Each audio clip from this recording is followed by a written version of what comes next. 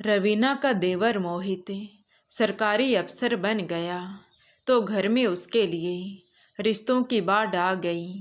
किसी किसी दिन तो एक साथ दो दो लड़की वाले आकर बैठ जाते, अपनी अपनी बेटियों की प्रशंसा के पुल बांधते, लड़की देखने का प्रस्ताव रखते और विभिन्न कोणों से खींची गई लड़की की दो चार रंगीन तस्वीर थमाकर उम्मीदें बांधकर चले जाते। लेकिन रवीना के समझ में नहीं आ रहा था किन रंगीन तस्वीरों के समूह में से किस लड़की को अपनी देवरानी बनाए, किसे पसंद करे, क्योंकि सभी तस्वीरें एक से बढ़कर एक फिल्म अभिनेत्रियों जैसी थी। इसलिए उसने अपने पति रमेश से इस बारे में बात की तो उसने भी कह दिया कि मोहित से ही पूछ लो, शादी उसे करनी है तो लड़की भी उसकी पसंद की होनी चाहिए। इतना बोलकर रमेश अपने लैपटॉप में लग गया। रवीना को कुछ समझ नहीं आ रहा था कि क्या करे, क्योंकि उसके सास ससुर भी नहीं थे, इसलिए देवर की शादी की जिम्मेदारी उन्हें ही उठानी थी। और वैसे भी मोहित को माँ जैसा प्यार और भाभी जैसा साथ रवीना ने ही दिया था। इसलिए कुछ सोचकर रवीना ने सारी तस्वीरें बाहर आकर मोहित के सामने रख दी। तो मोहित ने उड़ती सी नज़रें डालकर सभी तस्वीरें सामने से हटा दी और बोला, जो लड़की आपको पसंद आई उसी को बहू बनाकर ले आओ भाभी, मुझे लड़की के रंग रूप से क्या लेना देना। जो लड़की मेरी माँ समान भाभी की सेवा व सम्मान कर सके और दोनों भाइयों में फूट ना डलवाए, सुख का नया संसार बनाने में मदद करे, वही मुझे स्वीकार होगी। लेकिन तस्वीर से कैसे पता लग सकता है कि लड़की का स्वभाव कैसा है?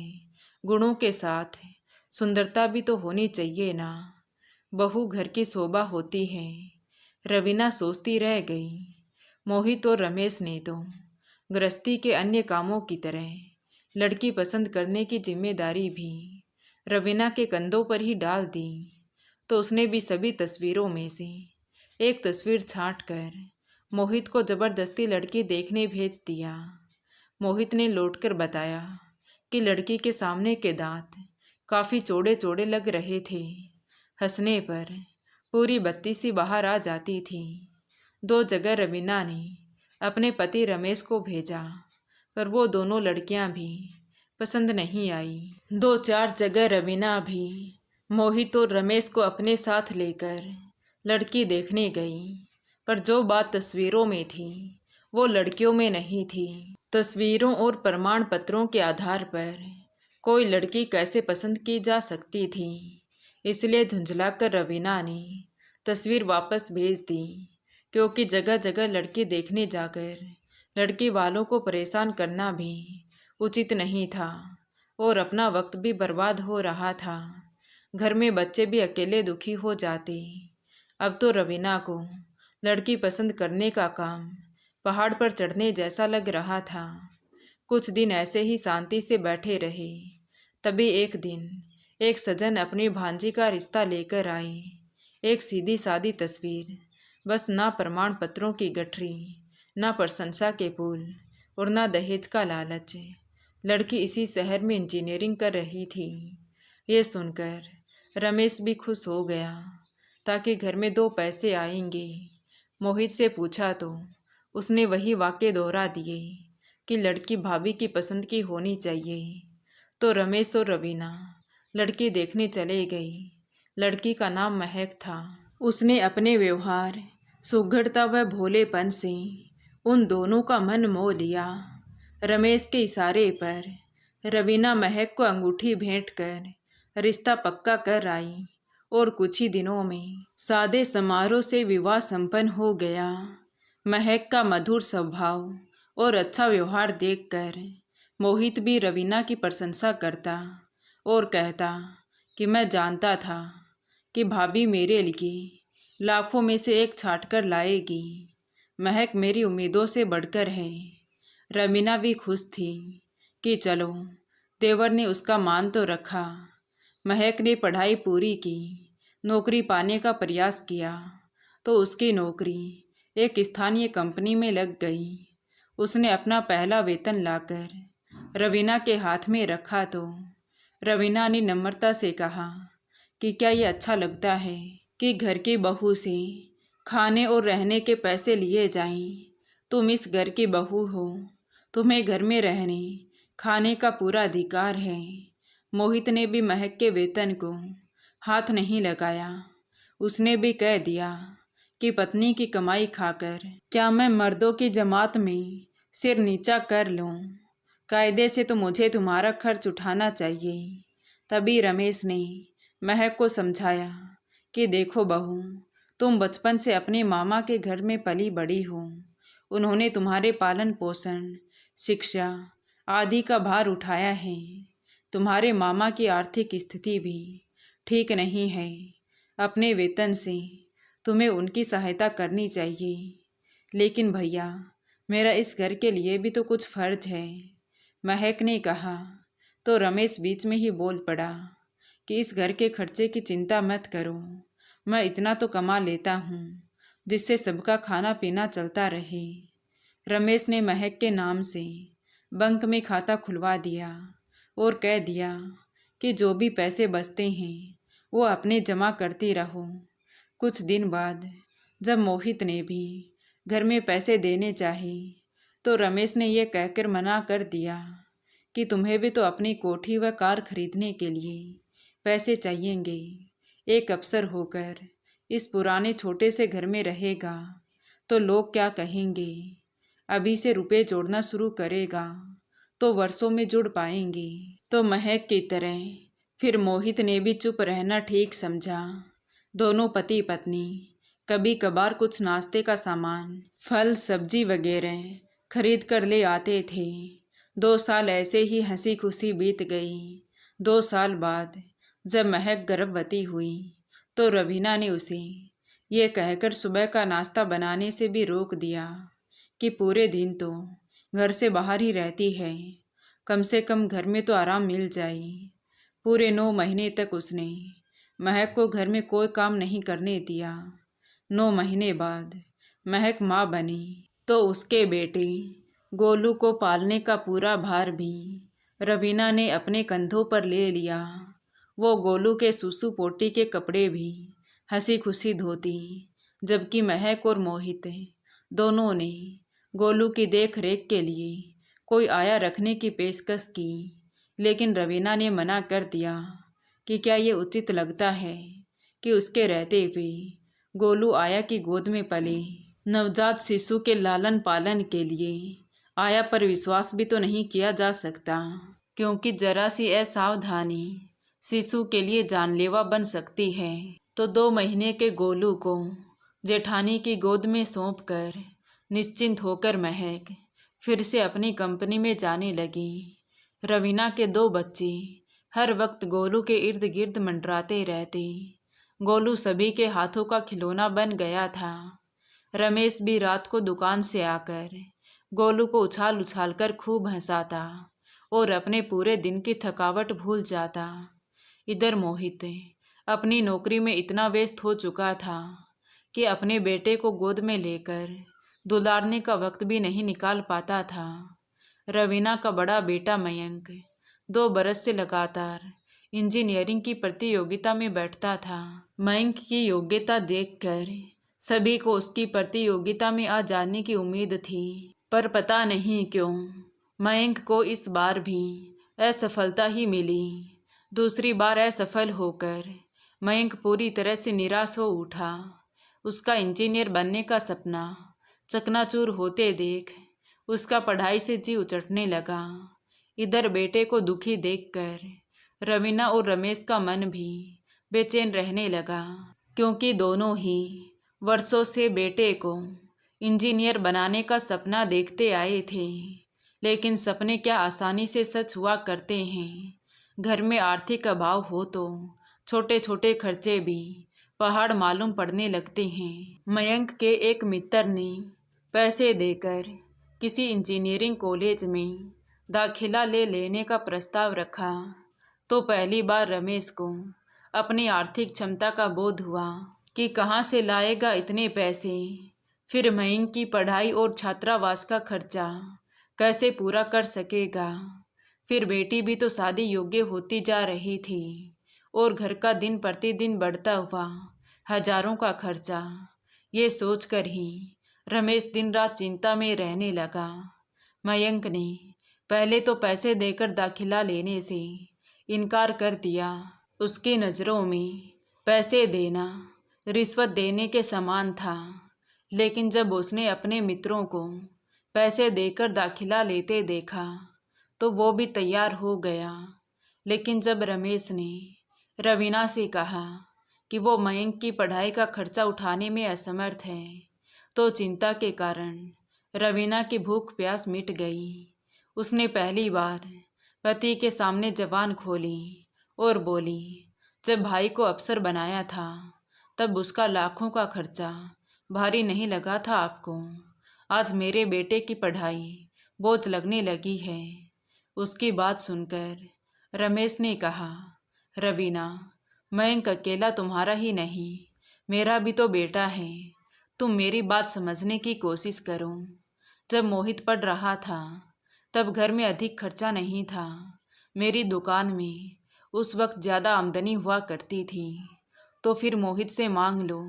हमने ही तो उसे पढ़ाया लिखाया है, क्या वो हमारे बच्चे के लिए इतना भी नहीं कर सकता। रवीना ने उसकी बात को बीच में ही काटते हुए कहा। तो रमेश बोला, मोहित के पास इस वक्त इतने रुपए नहीं होंगे, क्योंकि कुछ दिन पहले ही उसने नई कार खरीदी है। तो फिर महक से मांग लो। देखो रवीना, मुझे किसी से कुछ मांगना अच्छा नहीं लगता। महक क्या सोचेगी कि जेठ जिठानी 2 वक्त का साधारण भोजन खिलाते हैं और बदले में हजारों रुपए मांग रहे हैं। हो सकता है नाराज होकर वो लोग अलग घर में रहना शुरू कर दें। तुम्हें दूसरों की चिंता अधिक है, अपने इकलौते बेटे का बिल्कुल ख्याल नहीं है। आखिर मयंक की पढ़ाई का क्या होगा। रमेश के पास अब रवीना की बात का कोई जवाब नहीं था। तो आक्रोश में भरी रवीना अंदर ही अंदर गीली लकड़ी की भांति सिलगती रही। उसके मन में बार बार एक ही विचार पनप रहा था कि क्या मोहित और महक का कोई फर्ज नहीं है। दोनों अपने अपने पैरों पर खड़े हैं, आर्थिक रूप से आत्मनिर्भर हैं। क्या अपना खुद का खर्चा भी नहीं उठा सकते। उसे अपने ऊपर भी बेहद क्रोध आ रहा था कि क्या उसकी अक्ल पर पत्थर पड़ गए थे जब उसने महक को घर में खर्चा देने से रोक दिया था। पर उसने तो सिर्फ एक ही बार तो रोका था। महक ने दोबारा खर्चा देने की पेशकश क्यों नहीं की। वो घर की स्थिति से अनजान तो नहीं है। रुपयों पैसों की कमी के कारण त्योहार पर भी बच्चों के कपड़े नहीं बन पाए। वर्षों से रवीना मामूली सी साड़ियों में गुजारा कर रही है। क्या महक को ये सब दिखाई नहीं देता। रवीना का मन कर रहा था कि वो महक को खूब खरी खोटी सुनाकर मन की भड़ास निकाल ले। रूठ कर महक अलग हो जाएगी तो हो जाए, साथ में रहकर भी वो किसी का क्या भला कर रही है। कभी ये भी नहीं सोचती कि जेठानी को थकान लग रही होगी, चाय बनाकर पिला दे, थोड़ा बहुत घर के कामों में हाथ बटा दे, आते ही बिस्तर पर पसर जाती है। मोहित भी कौन सा दूध का धुला है। घर के खर्चे में वो हाथ बटाना चाहता तो क्या कोई उसका हाथ पकड़ लेता। सिर्फ एक बार झूठ मूठ का खर्चा देने का नाटक किया था।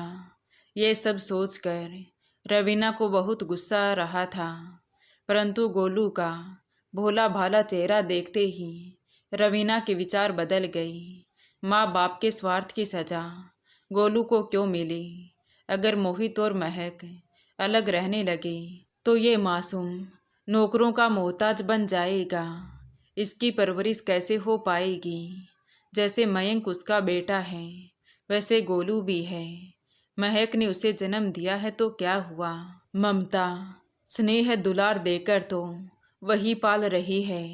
ये सोचकर रवीना ने देवर देवरानी को इस बारे में अनभिज्ञ रखना ही उचित समझा।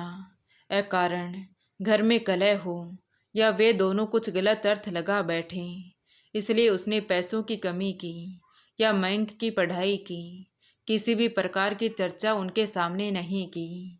लेकिन पैसों की कमी की वजह से मयंक के मन को ठेस पहुंचाना भी उचित नहीं था। इसलिए रवीना ने यह सोचकर अपने सोने के आभूषणों को देने की ठान ली कि आभूषण बेटे से अधिक कीमती थोड़ी ना है। बेटे की खुशियों के लिए तो रवीना अपना जीवन तक बलिदान करने को तैयार थी। फिर बेजान आभूषण क्या मायने रखते। वो घर में सबसे छुपाकर आभूषण बेचकर रुपए ले आई। फीस और किराए का इंतजाम तो हो ही चुका था। मयंक के मासिक खर्च की इतनी फिक्र नहीं थी। जिस तरह से पेट काटकर मोहित को अफसर बनाया था, उसी प्रकार मयंक की पढ़ाई चल सकती है। लेकिन रमेश चकित रह गया कि रवीना के पास इतना पैसा कहाँ से आ गया। पर हकीकत जानने व समझने का वक्त नहीं था, क्योंकि मयंक के जाने में सिर्फ एक दिन का वक्त बचा था। बड़े उत्साह से रवीना मयंक के साथ रखने के लिए मट्ठी पापड़ तल रही थी। बेटे से लंबे अरसे तक अलग रहने के ख्याल से उसकी आंखें भर आईं। तभी कुछ देर बाद महक घर लौटी। वो आज बड़ी परेशान गंभीर लग रही थी। आते ही सिर थामकर कुर्सी पर बैठ गई। कुछ अनहोनी तो नहीं हो गई, ये सोचते हुए रवीना का दिल आकांक्षाओं से धड़क उठा। उसने हमेशा की तरह चाय बनाकर महक को दी तो वो फूट पड़ी। भाभी, आप मुझे कब तक पराया समझती रहेंगी? क्या मैं इस घर की बहू नहीं हूँ? क्या हुआ महक, तुम ऐसी बातें क्यों कर रही हो? रवीना ने हैरानी से पूछा। तो महक बोली, भाभी, घर में पैसों की कमी थी तो मोहित से या मुझसे क्यों नहीं कहा? चुपचाप बाजार जाकर अपने आभूषण क्यों बेच आई? रवीना घबरा गई। आभूषण बेचने की बात कानों में पड़ने से कहीं मयंक पढ़ने का इरादा ना बदल डाले। उसने शीघ्रता से कमरे का दरवाज़ा बंद कर दिया। फिर महक से चुप हो जाने का आग्रह करने लगी। मगर महक कहे जा रही थी कि वो तो अच्छा हुआ भाभी कि मेरे मामा जी ने आपको उस सुनार की दुकान से निकलते हुए देख लिया था। आपके निकलते ही वो सुनार के पास गई और सारी सच्चाई का पता चला तो मामा जी घबराए हुए मेरे पास पहुँचे। मुझे खूब लताड़ा कि मैं बहुत लापरवाह हूँ, घर का ध्यान नहीं रखती, जेठ जेठानी को पैसे नहीं दे सकती। घर में नौकरी वाली बहू लाने का उन्हें क्या लाभ रहा जब उनके दुख संकट में ही तूने उनका साथ नहीं दिया। मुझे माफ़ कर दो भाभी, सचमुच मुझसे बहुत भारी भूल हो चुकी है।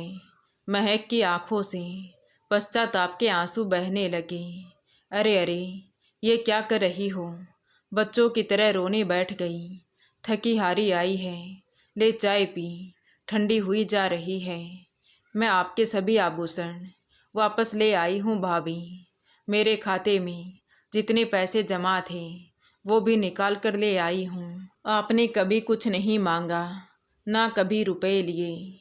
मामा जी ने भी मुझसे कोई आर्थिक सहायता स्वीकार नहीं की। अब बताओ भाभी, आखिर मैं इन पैसों का क्या करूँगी? महक ने रोते हुए कहा।